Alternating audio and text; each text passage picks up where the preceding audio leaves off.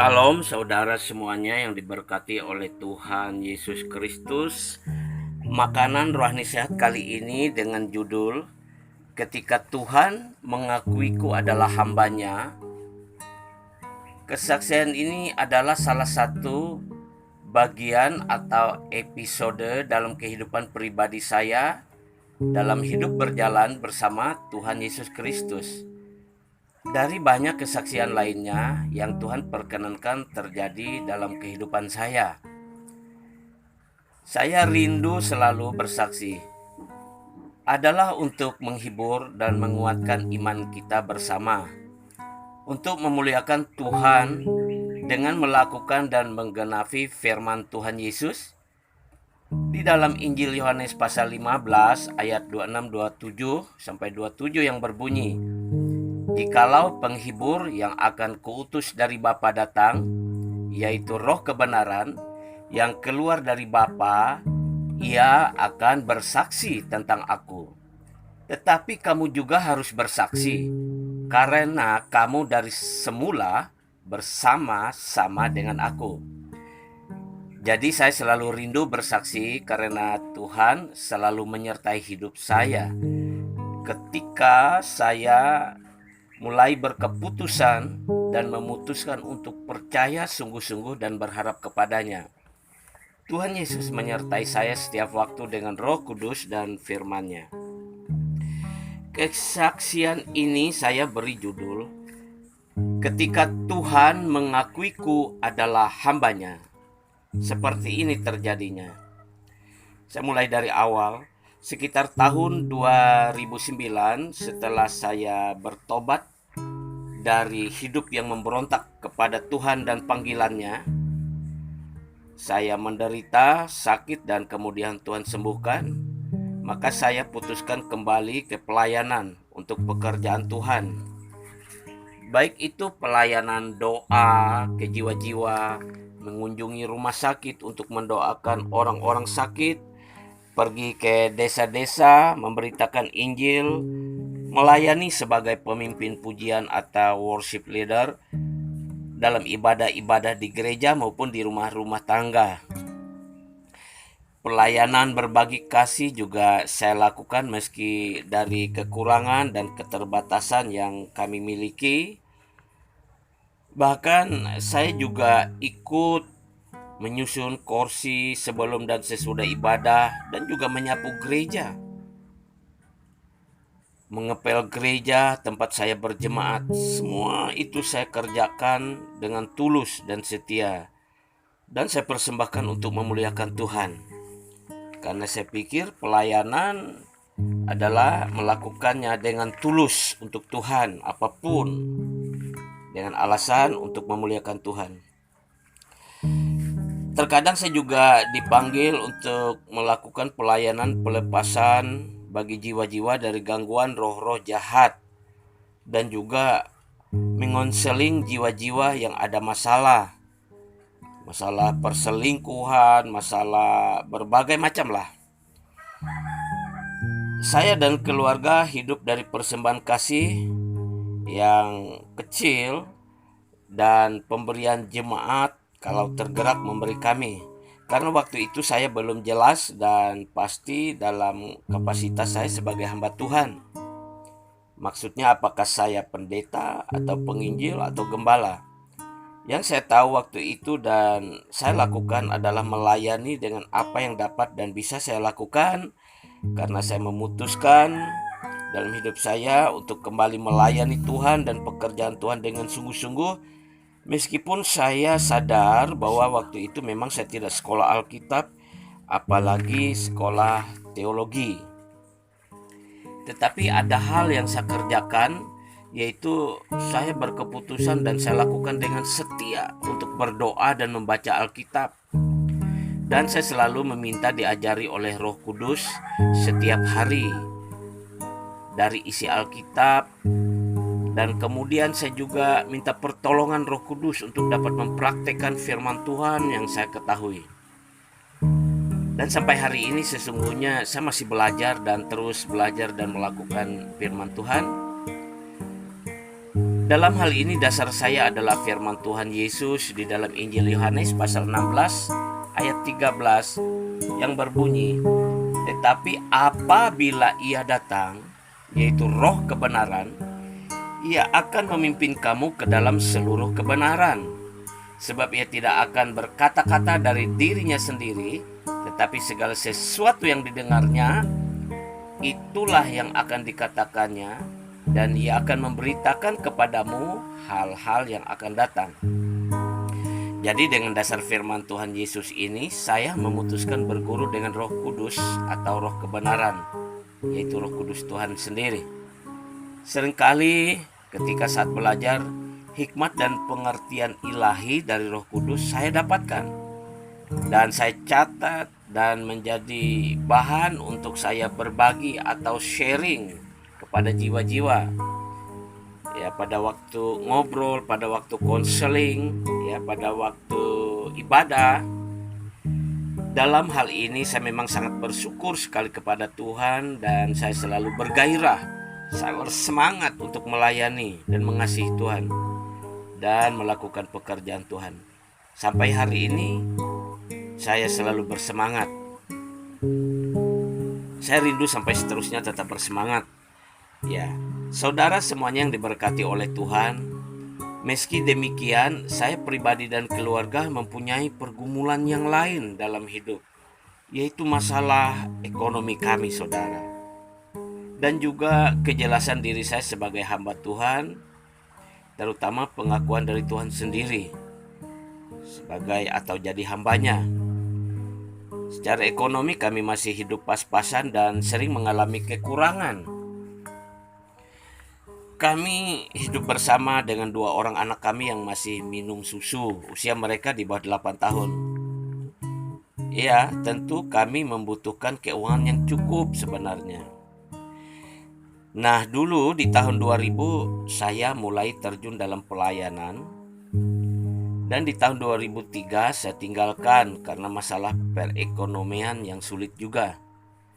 Kemudian saya bekerja dan berusaha terjun ke berbagai profesi, sehingga membuat saya sempat mengalami kehidupan yang murtad.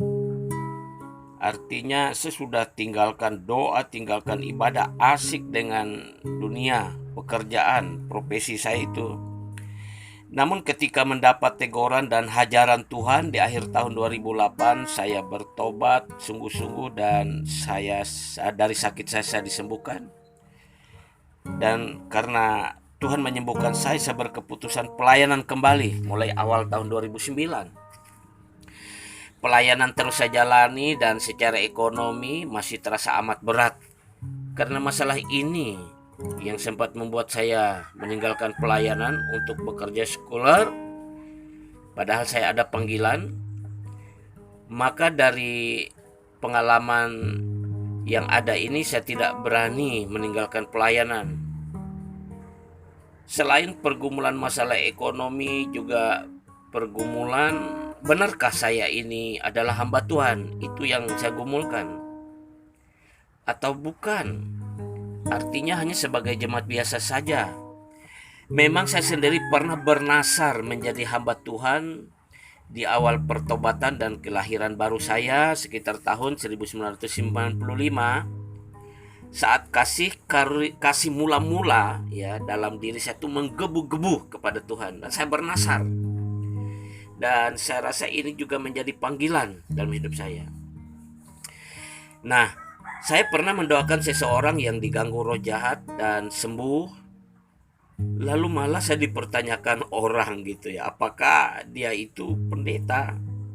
Jadi hal ini mengganggu di hati dan pikiran saya, karena saya juga belum pendeta waktu itu. Jadi sepanjang tahun 2010 dan 2011 itu benar-benar saya di persimpangan dalam arah dan jalan kehidupan saya. Dan bagi saya ini sangat menentukan apakah saya melayani Tuhan atau tidak, karena saya mau selamat, saudara. Baik selamat di dalam dunia, bahkan sampai di alam kekal. Saya juga tidak ingin hidup senang di dunia tetapi masuk ke neraka karena melawan kehendak Tuhan. dan mengingkari nasar saya kepada Tuhan.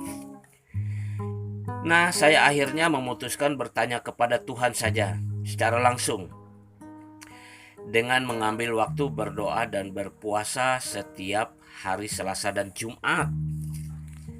Pertanyaan yang saya bawa kepada Tuhan, yaitu pergumulan saya adalah, apakah saya ini adalah hamba Tuhan dan Tuhan mengakuinya sebagai hamba Tuhan yang mengerjakan pekerjaan Tuhan, ataukah saya ini hanya jemaat biasa saja yang tidak mengerjakan pekerjaan-pekerjaan khusus, pekerjaan Tuhan seperti pelayanan menginjil atau menggembalakan atau mengajar keimanan kepada jiwa-jiwa. Sebab saya pikir memang saya tidak sekolah Alkitab dan tidak sekolah teologi. Kalau saya tidak dipanggil menjadi hamba Tuhan, saya bilang sama Tuhan saya akan bekerja dan berusaha di bidang-bidang sekuler, namun sudah sebagai anak Tuhan, jemaat Tuhan yang mengalami pembaharuan, ya, setelah mengalami teguran dan ajaran Tuhan. Jadi dengan paradigma atau pola pikir baru terjun ke dunia pekerjaan sekuler. Inilah pertanyaan yang saya ajukan kepada Tuhan dalam doa saya setiap saya berpuasa pada hari Selasa dan hari Jumat. Dan saya sungguh-sungguh menantikan jawabannya. Apakah melalui mimpi, melalui penglihatan, melalui kesaksian roh, dan lain sebagainya. Ya, saya percaya Tuhan punya segala cara untuk menjawab. Dan saya juga berdoa, Tuhan, kalau Tuhan menjawab doa saya, pertanyaan saya ini, jawab dengan cara Tuhan sendiri dan buat saya mengerti, buat saya paham bahwa itu jawaban Tuhan. Nah, saudara, doa puasa saya itu berjalan sekitar 3 bulan. Ya, tibalah rupanya saatnya ketika saya mendapat jawaban langsung dari Tuhan. Begini ceritanya, saudara, yang saya alami. Sekitar akhir bulan Oktober tahun 2011, saya ingat sekitar jam 9 pagi, saya ingat sekitar jam 9 pagi hari itu, ya, saat kedua putra saya itu sudah saya antar ke sekolah dan istri saya itu pergi ke tempat bekerja, karena istri saya itu adalah tenaga honorer di sebuah kantor pemerintah kala itu yang dekat dengan rumah. Nah, saya itu sedang memasak untuk persiapan makan siang kami. Setiap hari pekerjaan ini saya jalani jika tidak ada yang meminta pelayanan, minta dilayani, atau tidak ada pekerjaan mendesak lainnya di pagi hari sebelum jam 10, karena jam 10 saya menjemput anak saya pulang sekolah. Saya ke pasar, saya memasak setiap hari dengan sukacita, ya, mengerjakannya setiap hari, karena saya juga hubungan saya dengan Tuhan tuh pulih, dengan sesama juga pulih. Jadi penuh hidup dengan sukacita. Nah, pagi itulah peristiwa ilahi dan ajaib dari Tuhan terjadi, saudara. Setelah saya memasukkan ikan mas 1 ekor yang cukup besar untuk kami sekeluarga ke dalam wajan untuk dimasak, digoreng, saya merasakan hadirat Tuhan. Kehadiran Tuhan begitu nyata walau mata saya tidak melihat sosoknya. Saya langsung tersungkur mencium lantai dapur rumah kami, saudara, untuk menyembahnya. Air mata sukacita mengalir dari kedua sudut mata saya. Hati saya juga dipenuhi sukacita dan damai sejahtera yang besar. Saya berkata, terima kasih Tuhan, terima kasih Tuhan. Berkali-kali saya katakan itu, terima kasih. Saya bersyukur kepada Tuhan. Hadiratnya terasa sungguh luar biasa indahnya dalam hati dan jiwa saya. Dan setelah beberapa saat, ya, saya senang, tapi kemudian saya merasakan hadirat itu pergi dan tidak terasa lagi. Keadaan menjadi biasa saja. Saya sempat agak bingung dan penuh pertanyaan. Namun di hati dan pikiran saya seperti disuruh untuk memeriksa ikan yang saya goreng di wajan tadi. Oh, rupanya sudah saatnya untuk dibalik, saudara. Saudara yang diberkati oleh Tuhan, setelah ikan dibalik untuk dimasak sebelahnya, dan saya masih merenungkan peristiwa ilahi yang baru saya alami, hadirat Tuhan datang lagi, saudara, dan terasa lebih kuat dari yang pertama. Saya merendahkan diri lagi dengan menyadari kehadiran Tuhan itu. Saya tersungkur di lantai dapur dan mencium lantai rumah kami. Dan saya bayangkan saya sedang mencium kaki Tuhan Yesus untuk menghormatinya dan mengasihinya. Oh, terasa indah dan ajaib sekali saat itu. Dan tiba-tiba roh saya mendengar suara. Suara itu di dalam hati, di dalam batin saya, tetapi begitu berwibawa, begitu dalam, begitu teduh, saudara. Suara itu berkata, "Engkau hambaku, anakku." Sekali lagi, "Engkau hambaku, anakku." Ya, suara itu sangat menggetarkan. Padahal waktu itu pikiran saya normal saja. Ya, otak saya normal saya. Saya sedang dengar juga apa itu namanya suara ikan yang sedang digoreng, dan saya juga mendengar ya suara motor yang sedang lewat di jalan depan rumah kami, saudara. Artinya suara itu berbeda dengan suara hati dan suara pikiran saya. Betul-betul saya yakini itu suara Tuhan. Roh Kudus Tuhan berbicara kepada saya pagi itu. Ya, saya suka cita, saya sangat rasanya berkobar-kobar dan menyala-nyala rasanya, saudara, saat itu. Setelah suara Tuhan yang teduh berwibawa itu datang kepada saya menangis sukacita. Dan ya, saya sukacita sekali dan berkata kepada Tuhan, "Terima kasih Tuhan, terima kasih, aku adalah hambamu, aku adalah hambamu. Dan jadilah Tuhan jaminan bagiku. Jadilah Tuhan menjadi jaminan dalam hidupku. Jaminkan ekonomi saya Tuhan." Wow, saudara, sampai begitu saya bicara kepada Tuhan. Nah, kemudian seperti yang pertama tadi, hadiratnya kembali terasa menghilang dan pergi. Tapi sukacita, rasa senang, gembira bercampur aduk di hati saya. Dan wow, rasanya indah sekali, saudara. Ya, di hati dan pikiran saya segera muncul seperti diperintahkan untuk melihat ikan yang di dalam wajan yang saya goreng tadi. Wow, luar biasa, saudara. Tepat saatnya ikan itu harus diangkat karena sudah masak, saudara. Tidak gosong. Nah, lalu muncul hikmat di hati saya berkata, Tuhan itu selalu tepat waktu. Wah, benar sekali, saudara. Tepat sekali waktunya ikan itu masak, tidak gosong. Nah, setelah ikan saya angkat dan api kompor dimatikan, saya mengambil pulpen dan melingkari tanggal 29 November, ya. 29 Oktober maksud saya 2011 di kalender, dan saya lingkari ya tanggal itu, dan saya tulis catatan kecil di situ, ya. Engkau Tuhan telah membuat aku berharap padamu. Jadilah jaminan bagiku. Demikian saya tulis, saudara, dengan tinta merah lagi, saudara. Saudara yang diberkati oleh Tuhan Yesus Kristus, saya terus berjalan dalam hidup ini melayani Tuhan dan pekerjaan Tuhan sampai saat ini. Lalu dalam satu waktu kehidupan saya, Tuhan mengutus saya melalui mimpi untuk melayani di sebuah desa. Dan kemudian 7 tahun kemudian Tuhan bangun gereja di situ. Ini akan saya saksikan di kesaksian yang lain ya, yang berikutnya ke depan, saudara ya.